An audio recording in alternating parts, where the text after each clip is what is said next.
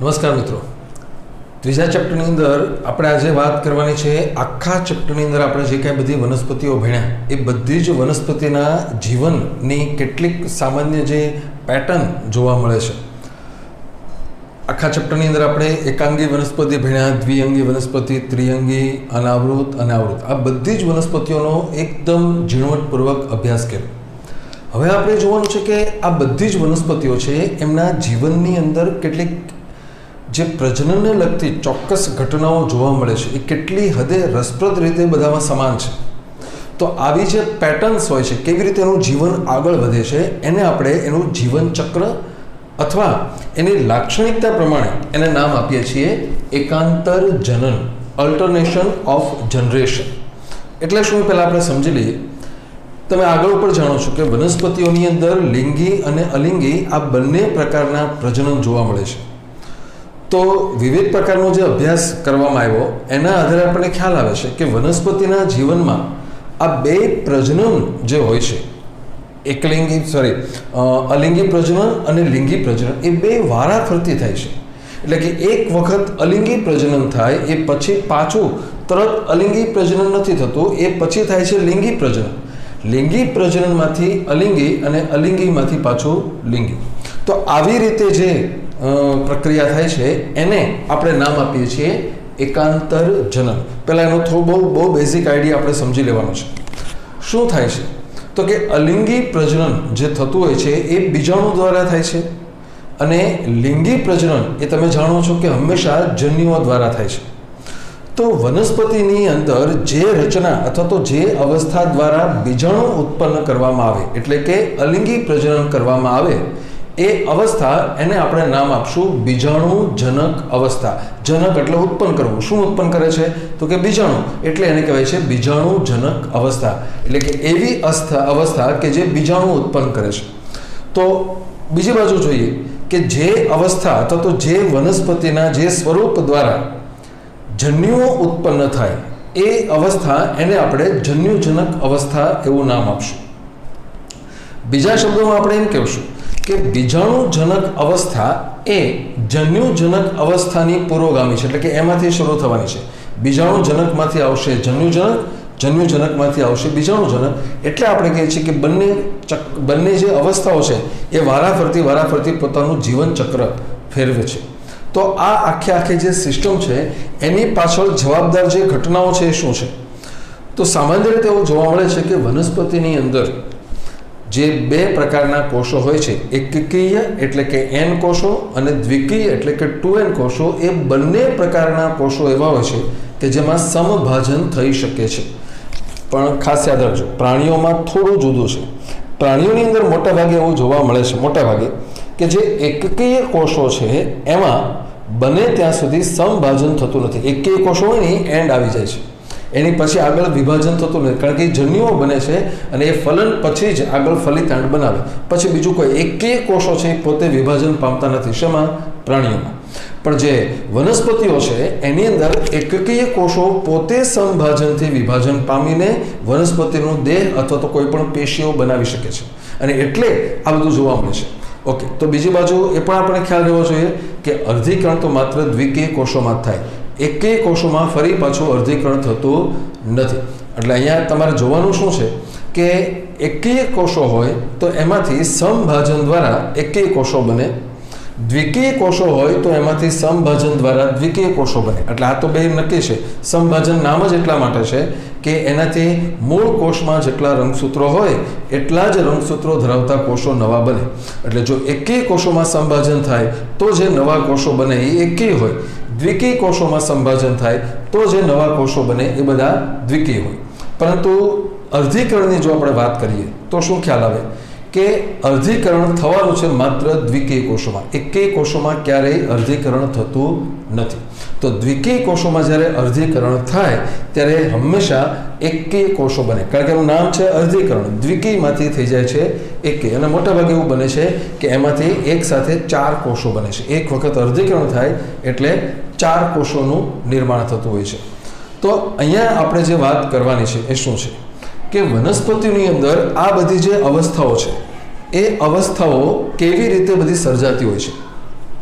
તો અહીંયા સૌથી પહેલાં એના માટે એક નાનકડી આકૃતિ બતાવવામાં આવી છે કે બહુ ઓવરવ્યૂ આપેલો છે. શું છે તો કે ધારો કે આ એકીય દેહ એટલે કે વનસ્પતિનું જે શરીર છે આ એકી છે, એટલે કે એ એન છે. શું કરશે આ એકીય છે તો કે એની અંદર આ સમભાજન થશે. સમભાજન થશે એટલે બધા કોષો જે બનશે એ એકીય જશે. આ એન છે તો આ પણ કેવા બનશે? એન. અને એ બને છે જન્યુઓ. તો બધા જન્યુઓ કેવા હશે? એન. તો એમાંથી બે જન્યુઓ એકબીજા સાથે જોડાશે. એ ઘટના એને આપણે નામ આપીએ છીએ ફલન. એટલે કે ફલનની ઘટના દ્વારા આ બંને કોષો બે જન્યુઓ જોડાશે અને એમાંથી બને છે ફલિતાંડ. તો ફલિતાંડ કેવું બની જાય છે? 2n. હવે આ જે 2n છે તમે જુઓ અહીંયા આ એકીય કોષો છે એમાં સંભાજન થયું. લખ્યું ને આપણે એકીય અને દ્વિકીય બંને કોષોમાં સંભાજન થાય છે. એકીય કોષોમાં સંભાજન થયું એટલે બેના જન્યુઓ, એ જન્યુઓનું ફલન થયું એટલે બને છે ફલિતાંડ. આ ફલિતાંડ છે એ ફરી પાછું સંભાજનથી વિભાજન પામે છે. એટલે અહીંયા જે ફરી પાછું વિભાજન થાય છે સંભાજન, એને કારણે ફરી પાછા દ્વિકીય કોષોનો દેહ બને છે. જુઓ આ એકીય દેહ તો જે ક્યાંથી આવ્યો એ આપણે હમણાં જોશું, પરંતુ અહીંયા સંભાજન જે છે એને કારણે દ્વિકીય દેહ એટલે કે આ 2n શરીર બને છે. હવે શું થશે તો કે આ જે 2n શરીર છે એમાં હવે થાય છે અર્ધીકરણ. તમે જુઓ અહીંયા થયું છે આ અર્ધીકરણ. એટલે બહુ અગત્યની પ્રક્રિયા છે અર્ધીકરણ. આ દ્વિકીય છે, આ જે દેહ છે એ કેવો છે? દ્વિકીય. તો એમાં અર્ધીકરણ થાય એટલે હંમેશા બીજાણુ જે બન્યા એ એન બને છે. એટલે અહીંયા આ એન બીજાણુઓનું નિર્માણ થયું. હવે આ એન બીજાણુ છે એ ફરી પાછા સમભાજન પામે છે. એટલે અહીંયા સમભાજન થશે અને ફરી પાછું એકીય દેહ. એટલે કે અહીંયા બીજાણુ એન છે તો એના સમભાજનથી જે કોષો બને એ પણ કેવા બને છે? એન. તો અહીંયા તમે જુઓ કે આ આખી સિસ્ટમની અંદર તમારે શું વિચારવાનું છે તો કે જન્યુઓ ક્યાં બન્યા તો કે એકીય દેહમાં. એટલે એને કહેવામાં આવે છે જન્યુજનક. જન્યુજનક. આ જન્યુજનક છે. જેમાંથી જન્યુ બને એ હંમેશા જન્યુજનક જ હોય. આ એકીય છે. તો આ બાજુ અહીંયા તમે જુઓ કે આ બીજાણુ છે. તો બીજાણુ શેમાંથી બન્યા તો કે આ દ્વિકીય દેહમાંથી. તો જે દ્વિકીય દેહ હોય છે એ કહેવાય છે બીજાણુજનક. એટલે આ જે બની જાય છે એ બીજાણુજનક. તો આ આખી સિસ્ટમ છે. આગળ પણ આપણે જે કંઈ બધું ભણવાના છીએ એમાં ખાસ યાદ રાખજો કે અમુક વનસ્પતિઓના જીવનચક્ર જે હોય છે એમાં તમે જ્યારે એની આખી પેટર્ન લખો છો, દોરો છો, ત્યારે તમને સીધી જન્યુજનક કે બીજાણુજનક જોવા નહીં મળે. તમને દેખાશે નહીં કે આ જન્યુજનક છે, પરંતુ ખાસ યાદ રાખજો કે જન્યુ અને બીજાણુ તો હશે જ. તો જન્યુઓ જેમાંથી બને એ બધું હંમેશા જન્યુજનક હોય અને બીજાણુ જેમાંથી બને એ હંમેશા બીજાણુજનક હોય. તો અહીંયા આપણે એના આધારે કેટલાક પેટર્ન યોગ્ય, જો આ જે છે આખો કોમન છે, આ જે બેઝિક ચાર્ટ અહીંયા આપણે જે બનાવ્યો છે આના આધારે બધું થશે. આમાંથી કઈ અવસ્થા મેઇન છે? મેં તમને પહેલાં પણ કીધું કે આ બધી વનસ્પતિઓ એવી છે કે જેમાં તમને આ જન્યુજનક અને બીજાણુજનક એમાંથી કોઈ એક જ તબક્કો એવો હશે કે જે મેઇન દેખાશે. એટલે કે શું? તમે જ્યારે લીમડાને જુઓ છો, આપણે એની વાત કરવાની છે, તમે જ્યારે લીમડો જુઓ છો ત્યારે તમે એની બીજાણુજનક અવસ્થા જુઓ છો. એની જન્યુજનક અવસ્થા તમને દેખાવાની નથી, કારણ કે એકદમ માઇનોર છે. અને એ વૈજ્ઞાનિક રીતે તમે જ્યારે અભ્યાસ કરો માઇક્રોસ્કોપને બધું લઈને ત્યારે તમને ખબર પડે કે આમાં આ અવસ્થા છે. એકચ્યુઅલી હોય છે, બહારથી આપણને દેખાતી નથી.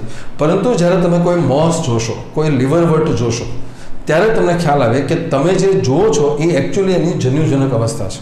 એની બીજાણુજનક અવસ્થા એ હોય છે, થોડીક સ્વતંત્ર પણ છે, પરંતુ તમને એટલી બધી મુખ્ય જોવા મળતી નથી, ટૂંક જેવી હોય છે. તો અહીંયા આપણે આ બધા જ પ્રકારના જે જીવનચક્ર છે એને વારાફરતી ક્રમશઃ નામ આપીએ છીએ કે આખા જીવનચક્રમાં જે અવસ્થા એટલે કે આ જન્યુજનક જે છે એ એકીય હોય છે, બીજાણુજનક છે એ દ્વિકીય હોય છે.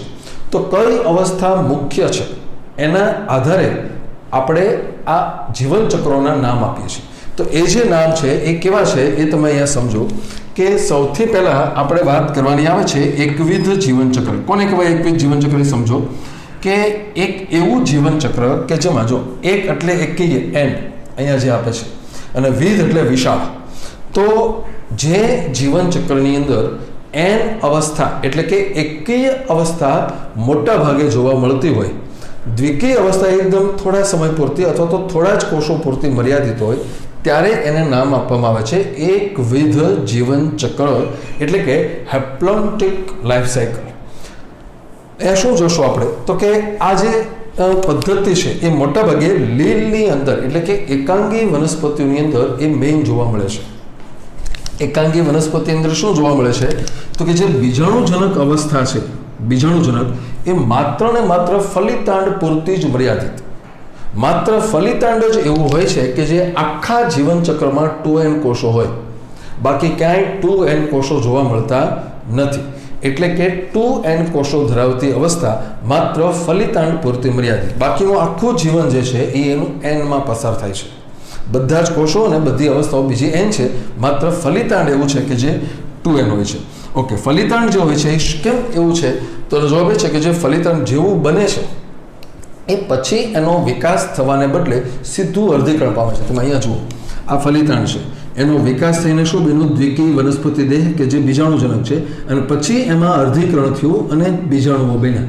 પરંતુ અહીંયા શું થાય તો કે આ ફલિતાંડ છે સીધું અર્ધીકરણ પામે અને સીધા શું બનાવી નાખે છે? બીજાણુ. તો આ જે અવસ્થા છે એ તમને જોવા મળતી નથી. એટલે કે આ જે છે બે મિક્સ થઈ ગઈ. કઈ અવસ્થા? ફલિતાંડ અને દ્વિકીય બીજાણુજનક બે મિક્સ થઈ ગઈ. ફલિતાંડમાં સીધું અર્ધીકરણ થઈ ગયું છે. એટલે હવે અહીંયા શું થાય જોજો કે જે અર્ધીકરણ થયું એટલે શું બન્યા? બીજાણુ. બીજાણુનો વિકાસ થાય એટલે શું બનશે? એકકીય વનસ્પતિ દેહ કે જે જન્યુજનક છે. હા, આ પાછું બહુ મોટો થશે. લીલ તમને જે જોવા મળશે એ બધી આ અવસ્થાની છે, એમાં આ ફલિતાંડ તમને જોવા મળતું નથી. એટલે તમે કહો છો કે એમાં જન્યુજનક જે હોય છે એ વિશાળ છે અને એ મુખ્ય અવસ્થા છે કે જે પ્રકાશ સંશ્લેષી હોય છે, મુક્તજીવી અને સ્વતંત્ર હોય છે. એક્ઝામ્પલ તમે જુઓ તો વોલવોક્સ, પાયરોગાયરાની બધી મોટાભાગની લીલ અને ક્લેમિડોમોનાસની કેટલીક જાતિઓ એવી છે કે જે આવું એકવિધ જીવનચક્ર ધરાવે છે. આકૃતિમાં આપણે હવે બતાવીએ તો તમે જુઓ કે આ જન્યુજનક છે એ મુખ્ય છે, એન આ વનસ્પતિ દેહ હોય છે. એની અંદર જન્યુજનક એટલે કે જન્યુઓનું નિર્માણ થાય. જન્યુજનકની અંદર હંમેશા જન્યુઓ બને છે, તો આ જન્યુઓ બન્યા એન છે. હવે આ જે જન્યુઓ છે એ કોઈ પણ બે જન્યુઓ જોડાય અને એમાંથી ફલન, એટલે અહીંયા આપણે જાણીએ છીએ કે જોડાવાની જે ઘટના છે એને નામ આપીએ છીએ ફલન. તો આ જેવું ફલન થયું એટલે બની જાય છે આ ફલિતાંડ 2n. હવે ખાસ યાદ રાખજો અહીંયા શું થાય છે, નામ લખવાના છે આપણે. તો જે ફલિતાંડ બન્યું છે એમાં સીધું અહીંયા થઈ ગયું છે અર્ધીકરણ. અહીંયા થયું અર્ધીકરણ. હવે શું થાય તો કે જેવું અર્ધીકરણ થયું એટલે બેના બીજાણુઓ n આવશે. ફલિતાંડ 2n છે, એમાં અર્ધીકરણ થયું એટલે શું બની ગયા? n બીજાણુ. અને આ n બીજાણુ છે એ સમભાજનથી વિકાસ પામે છે, વિભાજન પામે છે અને એમાંથી બનાવી નાખે છે જન્યુજનક. તો તમે જુઓ અહીંયા તમને આ જે જન્યુજનક છે એ મુખ્ય વનસ્પતિ દેહ તરીકે જોવા મળશે, મુખ્ય દેહ તરીકે જોવા મળે છે. પરંતુ આની અંદરથી જે ફલિતાંડ બને છે એ પછી સીધા બીજાણુ આવે છે. તમે જુઓ આખા જીવનચક્રમાં તમને ક્યાંય બીજાણુજનક અવસ્થા એવો શબ્દ જોવા મળતો નથી. અહીંયા આપણે લખ્યો છે વનસ્પતિ દેહ આ એકી હોય જન્યુજનક છે, આ દ્વિકી દેહ બીજાણુજનક છે. પરંતુ અહીંયા તમને માત્ર શું જોવા મળે છે? જન્યુજનક. બીજાણુજનક તો છે જ નહીં, પણ બીજાણુજનક ન હોય એવું શક્ય નથી. હા, ક્યારે તો કે ઓવરલેપ હોય, તમને દેખાતી ન હોય એ વાત અલગ છે. તો શું વિચારવાનું તમારે? ઓકે, બીજાણુજનક દેખાતું નથી પણ બીજાણુ તો દેખાય જ છે, આ બીજાણુ છે. તો આ તમે એટલું વિચારો કે આ બીજાણુઓ બન્યા શેમાંથી? તો કે ફલિતાંડમાંથી. તો એનો અર્થ એમ તો કે આ ફલિતાંડ પોતે જ બીજાણુજનક અવસ્થા છે. એટલે ફલિતાંડ એ પોતે જ બીજાણુજનક અવસ્થા છે. એટલે તમને પ્રશ્ન એમ પૂછવામાં આવે કે કયા પ્રકારના જીવનચક્રની અંદર ફલિતાંડ પોતે જ બીજાણુજનક અવસ્થા તરીકે વર્તે છે, તો એનો જવાબ છે એકવિધ જીવનચક્ર. આ એ જ વસ્તુ છે. ફલિતાંડ જે છે એ બીજાણુજનક અવસ્થા તરીકે વર્તીને સીધા બીજાણુ બનાવે છે. અહીંયા તમને બીજાણુજનક અવસ્થા તમે જુઓ મર્યાદિત છે, માત્ર ફલિતાંડ પૂરતી મર્યાદિત છે. એટલે આ જીવનચક્રને નામ આપીએ છીએ આપણે એકવિધ જીવનચક્ર. કારણ કે તમે જુઓ કે આખા જીવનચક્રની અંદર માત્ર આટલો જ ભાગ એવો છે કે જે 2n છે, બાકી આખું આ જીવન n-માં પસાર થાય છે. અને એટલે જ આપણે આ જીવનચક્રને એકવિધ એટલે કે જેમાં એકકીય એટલે કે n અવસ્થાઓ વિશાળ પ્રમાણમાં જોવા મળે છે. બીજા પ્રકારનું જે જીવનચક્ર આપણે જોવાનું છે એ છે દ્વિવિધ જીવનચક્ર. તો અહીંયા એના કરતાં ઓળખો, તમે જુઓ અહીંયા નામ આપણું હતું એકવિધ, અહીંયા નામ છે દ્વિવિધ. દ્વિ એટલે ડિપ્લોયડ, એટલે કે દ્વિકીય. તો આ એવી અવસ્થા છે અથવા તો એવું જીવનચક્ર છે કે જેમાં બીજાણુજનક છે એ મુક્ત, સ્વતંત્ર અને પ્રકાશસંશ્લેષ. જો અહીંયા તમે જુઓ, અહીંયા શું આવ્યું કે આ જે જન્યુજનક છે એ મુક્ત, સ્વતંત્ર અને પ્રકાશસંશ્લેષી છે. તો અહીંયા શું આવ્યું, બીજાણુજનક જે છે એ મુક્ત, સ્વતંત્ર અને પ્રકાશસંશ્લેષી છે. તો એની સામે જન્યુજનક કેવી છે, તો થોડા જ કોષો પૂરતો મર્યાદિત છે, એ વધારે જોવા. અહીંયા શું હતું, બીજાણુજનક માત્ર ફલિતાંડ પૂરતું મર્યાદિત હતું. તો અહીંયા શું થાય, તો કે આવા પ્રકારનું જે જીવનચક્ર છે એ ક્યાં જોવા મળે, અનાવૃત બેધારી અને આવૃત બેધારી આ મેઇન છે. પણ ફ્યુકસ નામની લીલ જુઓ તમે કે મોટાભાગની લીલમાં આ જોવા મળે છે, પરંતુ ફ્યુકસ લીલ એવી છે કે જેમાં આવું દ્વિવિધ જીવનચક્ર જોવા મળે, એટલે એ અપવાદ છે. તો અહીંયા આપણે જોઈએ શું છે, તો કે મોટાભાગનું જીવન છે એ દ્વિકીય અવસ્થામાં પસાર થાય અને એકેય અવસ્થા બહુ થોડા જ કોષો પૂરતી મર્યાદિત છે. તો શું થશે હવે જુઓ તમે, અહીંયા શરૂઆત કરીએ આપણે બીજાણુજનક અવસ્થા. તો આ જે બીજાણુજનક અવસ્થા હોય છે એ હોય છે આ વનસ્પતિનો દેહ, એટલે કે અહીંયા છે વનસ્પતિ દેહ, આમ છે 2n છે. 2n અવસ્થા જે હોય છે એમાં અહીંયા થાય છે અર્ધીકરણ. આ અર્ધીકરણ થયું એટલે એમાંથી આવા બીજાણુઓ, બીજાણુજનક અવસ્થા છે એમાં અર્ધીકરણ થયું એટલે બીજાણુ. જો બધે આ કોમન જ રહેવાનું છે. અહીંયા હું લખું આપણે બીજાણુજનક અર્ધીકરણ, આ જે છે બીજાણુજનક એમાં અર્ધીકરણ, બધે આપણે એ જ જોશું. પણ કઈ અવસ્થા લાંબી છે અને કઈ અવસ્થા ટૂંકી, એના આધારે બધા નામ બદલે છે. તો વાત એમ થશે કે અહીંયા જે બીજાણુજનક અવસ્થા છે એમાં અર્ધીકરણ થવાને કારણે શું બને છે, બીજાણુ. આ બીજાણુ જે છે એમાં સીધું અહીંયા થઈ જાય છે સમભાજન. અહીંયા સીધી ઘટના બની જાય છે સમભાજન. પરિણામ શું આવે છે તમે જુઓ કે એમાંથી બની જાય છે જન્યુઓ. બીજાણુઓમાંથી સીધા શું બન્યા, જન્યુ. અને હવે આ જે જન્યુઓ છે એ કોઈ પણ બે જોડાય એ ઘટના, એને આપણે નામ આપીએ છીએ ફલન. એટલે અહીંયા થાય છે આ ફલન, એને કારણે બને છે ફલિતાંડ. તો બધે સેમ જ છે. જન્યુઓમાંથી તમે જુઓ આ જન્યુઓ છે એમાંથી બેનું ફલિતાંડ, જન્યુઓ છે એમાંથી બેનું ફલિતાંડ, જન્યુઓમાંથી બને છે ફલિતાંડ. તો આ ફલિતાંડ જે છે એનું હવે સમભાજનથી વિકાસ થશે. એટલે પહેલાં ભ્રૂણ બને છે અને ફરી પાછું એનું સંભાજન થવાથી એમાંથી આખો વનસ્પતિ દેહ વિકાસ પામે છે. તો હવે અહીંયા તમે ધ્યાન આપો, તો આ છે બીજાણુજનક. જો આ બીજાણુજનક અવસ્થા છે, પરંતુ આખા જીવનચક્રમાં તમે તપાસો તો ક્યાંય જન્યુજનક અવસ્થા તમને જોવા મળતી નથી. તો શું આ જીવનચક્રમાં જન્યુજનક અવસ્થા છે જ નહીં? એવું નથી.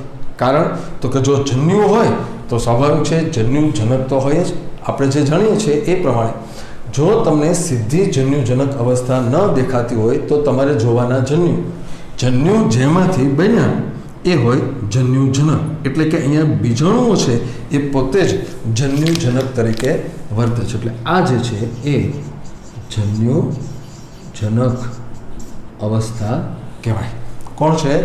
બીજાણુઓ. એટલે અહીંયાથી પ્રશ્ન આવો પૂછાય કે કયા પ્રકારના જીવનચક્રની અંદર બીજાણુઓ છે પોતે જ જન્યુજનક તરીકે વર્તે છે. બીજાણુ પોતે, અહીંયા શું હતું, ફલિતાંડ બીજાણુજનક તરીકે વર્તે છે. અહીંયા શું છે, બીજાણુઓ જન્યુજનક તરીકે વર્તે છે. તો આ જે સિસ્ટમ છે એના આધારે આપણે એ જોઈએ કે જન્યુજનક અવસ્થા એકદમ મર્યાદિત છે. એ પૂરું થાય, સંભાજન થાય, જન્યુઓ બને અને પછી ફલિતાંડ બને, આખે જીવનચક્ર. તો હવે અહીંયા તમે જુઓ કે જીવનચક્રની અંદર માત્ર આટલો જ ભાગ એવો છે કે જે n છે, n. બાકીનું આખું જીવન જે છે એ 2n અવસ્થામાં પસાર થાય, એટલે એને આપણે નામ આપીએ છીએ દ્વિવિધ જીવન ચક્ર. તમે જુઓ કે અનાવૃત અને આવૃત બીજધારી વનસ્પતિઓ છે, પુષ્પ છે દાખલા તરીકે, તો પુષ્પની અંદર બીજાણુઓ એટલે પરાગરજ અથવા તો એ જે માદાની અંદર વાત કરીએ તો અંડક જોવા મળતું હોય છે અને એની અંદરથી જે માતૃકોષમાં વિભાજન થઈને બને છે એવા મહાબીજાણુ. તો એ જે કોષો છે એમાંથી જ પરાગરજ હોય એમાં સીધા જન્યુઓ આવી જાય છે. તમે ભણ્યા છો, પરાગરજ હોય એમાંથી પરાગનલિકા બને એટલે સીધા જન્યુ બને. એ પરાગનલિકા મોટી થાય, એના ઘણા બધા કોષો બને, એવું જોવા મળતું નથી. એટલે અહીંયા પરાગરજ જે છે એ સીધા જન્યુજનક તરીકે વર્તે છે. તમે જ્યારે પ્રજનનનો ટોપિક ભણશો ત્યારે પણ જોશો કે પરાગરજ એટલે જ જન્યુજનક. નવા જન્યુજનક અથવા તો મોટા જન્યુજનકનો વિકાસ થતો નથી. તો આ અનાવૃત અને આવૃત એ બંને પ્રકારની વનસ્પતિની અંદર આપણને આ દ્વિવિધ જીવનચક્ર જોવા મળે છે. ત્રીજો પ્રકાર જે આપણે સમજવાનો છે એ છે એક દ્વિવિધ જીવનચક્ર, એટલે કે હેપ્લોડિપ્લોન્ટિક. એક દ્વિવિધ, જો એક પણ છે અને દ્વિ પણ છે, એટલે કે એકી અને દ્વિકી એ બંને અવસ્થાઓ બહુકોષી છે. તો આ જે જીવનચક્ર છે ભાઈ અડધું અડધું આની વચ્ચે આ છે, એમાં એકી વધુ છે, આમાં દ્વિકી વધુ છે, આમાં બંને વધુ છે. એટલે કે અહીંયા જે આ પ્રકારનું જે લાઈફસ્ટાઈલ છે, આ જે લાઈફ સાયકલ છે એ મધ્યસ્થી છે, એકદમ મિડલ પ્રમાણમાં છે. બંને તબક્કાઓ બહુકોષી છે. હા, એક વાત એ જોવા મળે છે કે બે તબક્કાઓ બહુકોષી હોવા છતાં પ્રભાવી તો કોઈ એક જ હોય છે. ખાસ યાદ રાખજો કે જે પ્રભાવી છે ને એ લાંબો સમય ટકે છે, અને જે પ્રચ્છન્ન અથવા તો જે ગૌણ તબક્કો હોય છે એ બહુ ટૂંકા સમય માટે ટકતો હોય છે. તો એવી રીતે આપણને અહીંયા બે પ્રકાર, દ્વિઅંગી અને ત્રિઅંગી, બંનેમાં આ પ્રકારનું જીવન જોવા મળે છે. પરંતુ અહીંયા આપણે પહેલાં વાત કરીએ દ્વિઅંગી વનસ્પતિની. જો બંનેની અંદર ચાર્ટ એક સરખો જ બનવાનો છે, પરંતુ એની શરૂઆત ક્યાંથી કરવી એના આધારે આપણે અહીંયા જોઈએ બંનેમાં શું ફરક આવશે. જોજો તમે કે આ દ્વિઅંગી વનસ્પતિ એવી છે કે જેમાં જન્યુજનક અવસ્થા છે એ સ્વતંત્ર છે, પ્રભાવી છે અને પ્રકાશ સંશ્લેષી હોય છે. કઈ? જન્યુજનક. તો એની અમે ત્રિઅંગી જુઓ તો એમાં દ્વિકીય બીજાણુજનક છે એ સ્વતંત્ર, પ્રભાવી અને પ્રકાશ સંશ્લેષી. આ બંનેનો ડિફરન્સ તમે સમજો. દ્વિઅંગીમાં જન્યુજનક પ્રભાવી છે, ત્રિઅંગીમાં બીજાણુજનક પ્રભાવી છે. તો બે ઉલટું, તો કે આમાં બીજાણુજનક છે એ આધાર અથવા તો પોષણ માટે જન્યુજનકો પર આધારિત છે મોટા ભાગે, અથવા તો એ અપૂર્ણ નિર્ભર હોય, એની ઉપર હોય અથવા તો એની આસપાસમાં પણ પોષણ એમાંથી મેળવે છે. તો બીજી બાજુ ત્રિઅંગી વનસ્પતિ છે એમાં એકી જે જન્યુજનક છે, જો એમાં બીજાણુજનક મુખ્ય છે, પરંતુ જે જન્યુજનક છે એ બહુકોષી હોય છે, પણ એ કાં તો મૃતોપજીવી સ્વયંપોષી હશે, પણ સ્વતંત્ર હોય તો પણ એ હોય છે ટૂંકજીવ, એટલે કે થોડા જ સમય માટે હોય, લાંબો સમય તમને જોવા મળે નહીં. પણ તમે જ્યારે હંસરાજને જુઓ છો, ધારો કે તમે એક હંસરાજ વનસ્પતિ જોઈએ ત્યારે સમજવાનું કે તમે એનો બીજાણુજનક અવસ્થા જુઓ છો, એની જન્યુજનક તમને જોવા મળશે નહીં. એ માઇક્રોસ્કોપથી એના જે બીજાણુઓ હોય એની અંદર તમારે એને તપાસવી પડે લેબોરેટરીમાં, તો તમે એને જોઈ શકો છો.